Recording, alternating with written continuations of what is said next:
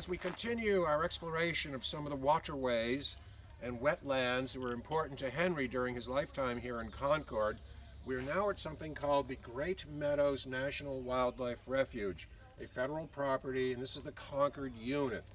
But there are always sort of open areas here for deer and for waterfowl hunting by the American Indians before the British colonists arrived here. We now have a sort of a dirt road, and it is managed for waterfowl. This is summertime, so there are a few wood ducks around, some Canada geese, lots of red-winged blackbirds. But it's particularly in migration that this place attracts lots and lots of bird watchers. The Concord River, we were just at Egg Rock, which would be off around here, and the Old North Bridge about here.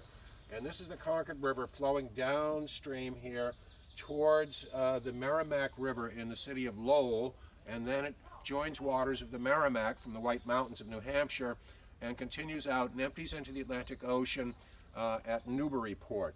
But this is the Great Meadows National Wildlife Refuge, and it's an area that we're very happy has been saved, and it's considered one of the most important freshwater marshes in all of Massachusetts. Unfortunately, we've had some invasive plant problems here. We had a big problem with purple loosestrife, but we brought in beetles and weevils that will knock that down. We now have a problem with something called American Lotus from the Midwestern U.S., which is dominating and creating a lot of open areas with very little food for wildlife. And we're worried about something called Phragmites. But on the edges right now, we have a lot of cattails, and it's a very pleasant walk for people, whether you're interested in nature or not. And you get to see the horizon once you get out the middle of the marsh here. And I think it's important psychologically now and then to get out of the woods and see the horizon is very good for your brain. This is one of our invasive alien plants here. This is most of them are from Asia, but this happens to be from Europe. And this is called the Glossy buck thorn. And it has little fruits that start out red and become black. And the birds unfortunately spread it all over the understory of our forests here in Concord. And this is one of the several dozen plants that Henry never knew.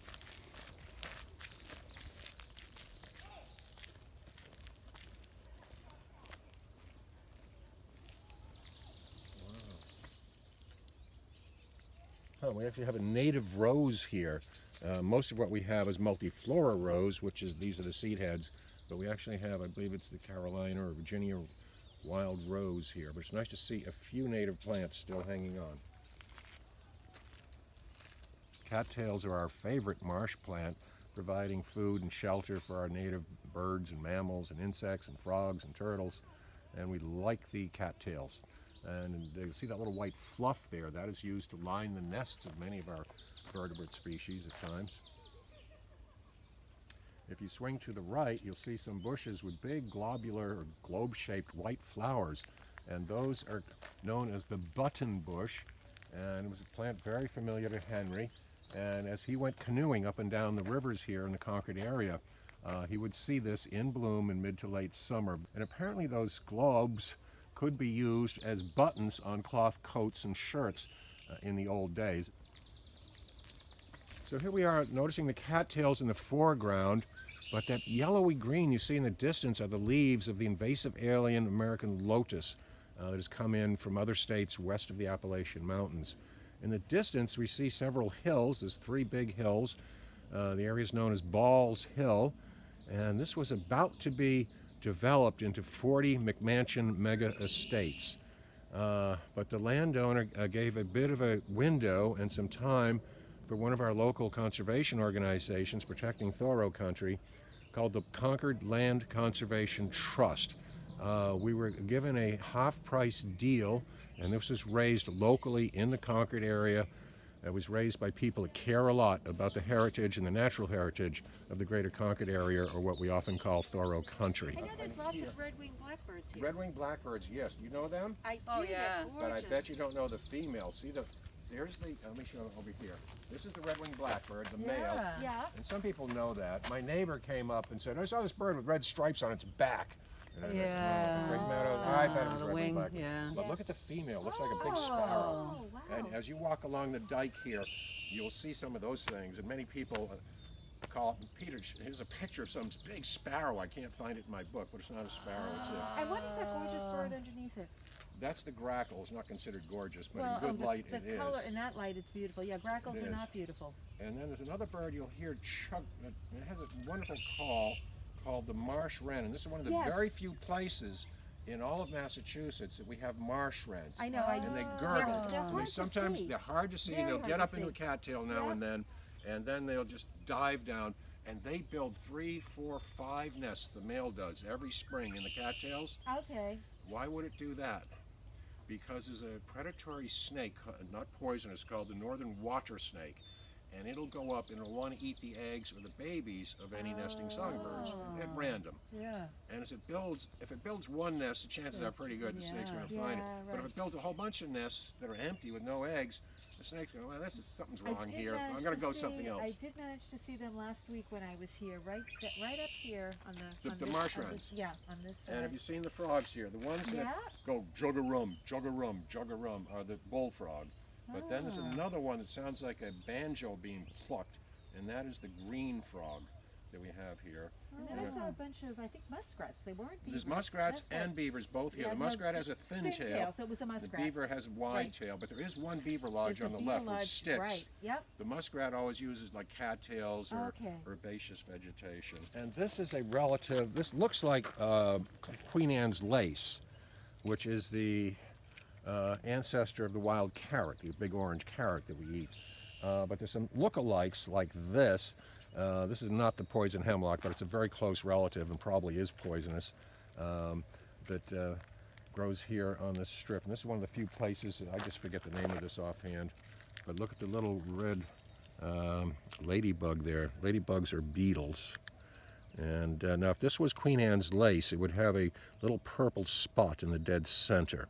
And it is edible, but not this particular one. Oh, there's a great blue heron flying off. Seems upset.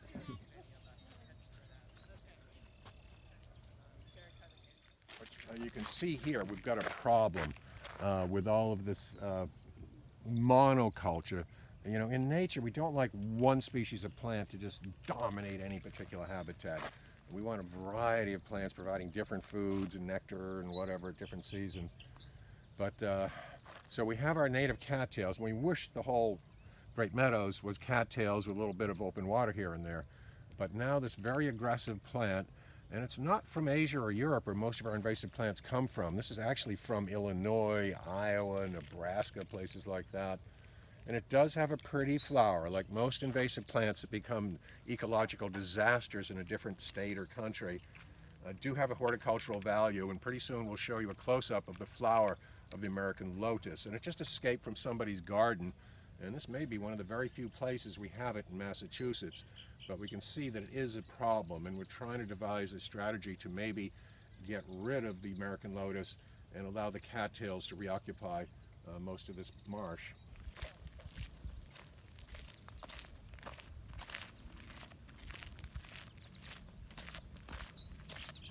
Now the reason the Canada geese concentrate out here, because we've got water out there. Coyotes don't swim. Their main predator at night would be the coyote or eastern coyote. And so here, whatever Canada geese around can see any coyote running up here or running up the other way to get them, and then they can disappear into the water and be free. But this is an anti-nocturnal predator defense to hang out in the middle of this trail in the middle of the marsh.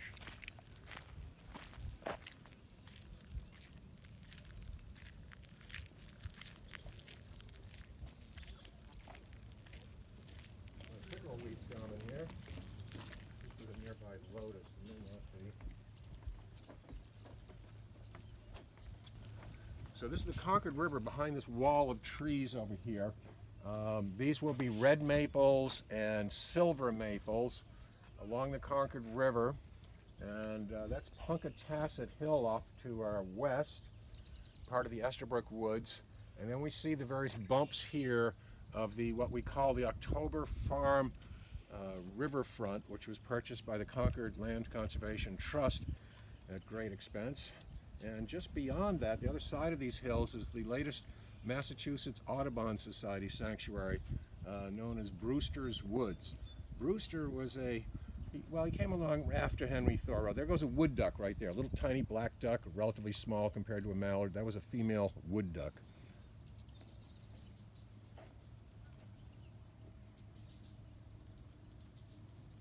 Those are the pickerel weeds. Those are native. We like having them around as part of a mix of dozens of freshwater species of plants, which we would like to have here. And I can see there's some bees in there. There's a lot of dragonflies. Now, if you have dragonflies, and you can see them skimming around here, flying around, dragonflies have compound eyes, and they're major predators of smaller insects, especially mosquitoes. So if you're in an area that has dragonflies present at the time you're there, as we have right now, you almost could strip naked and not get a mosquito bite.